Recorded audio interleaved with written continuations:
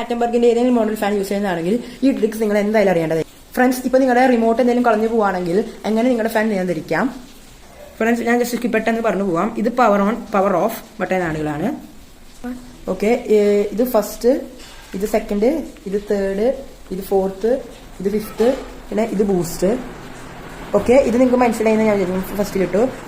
പിന്നെ ഇത് ഇവിടെ കാണുന്നതാണ് ടൈമർ ഓപ്ഷൻ. ഇതിൽ ഇപ്പോൾ 1 മണിക്കൂർ കഴിഞ്ഞാൽ ഓട്ടോമാറ്റിക്കായി ഓഫ് ആവും. ഇത് 2 മണിക്കൂർ കഴിഞ്ഞാൽ ഓട്ടോമാറ്റിക്കായി ഓഫ് ആവും.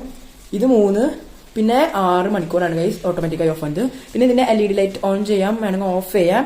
പിന്നെ വരുന്നത് സ്ലീപ്പ് ഓപ്ഷൻ ആണ്. സ്ലീപ്പ് ഓപ്ഷൻ സത്യം പറഞ്ഞാൽ 28 വാട്ട്സ് ഇതിന് കൂടി വലിക്കുന്നത്. ഇതിന്റെ കറണ്ട് ബില്ല് കുറയ്ക്കാനാണ്. ഇത് ഇട്ടിട്ട് പോവാണെങ്കിൽ നിങ്ങൾ ഉറങ്ങുമ്പോഴേക്കും പതുക്കെ സ്പീഡ് കുറഞ്ഞ് രാത്രി ആകുമ്പോഴേക്കും 1 ആവും. VLDC ഫാനുകളിൽ എപ്പോഴും മറക്കാണ്ടിരിക്കേണ്ട ഒരു കാര്യമാണ് ഇതിന്റെ റെഗുലേറ്റർ മാറ്റണം. VLDC ഫാൻ ഒരിക്കലും റെഗുലേറ്റർ വയ്ക്കാൻ പാടില്ല.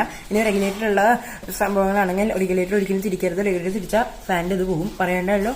അതുപോലെ ഇത് 1, ഇത് 2, ഇങ്ങനെ നിങ്ങൾക്ക് റിമോട്ട് ഇല്ലാത്തപ്പോൾ നിങ്ങളുടെ ഫാൻ ഉപയോഗിക്കുന്നതാണ്.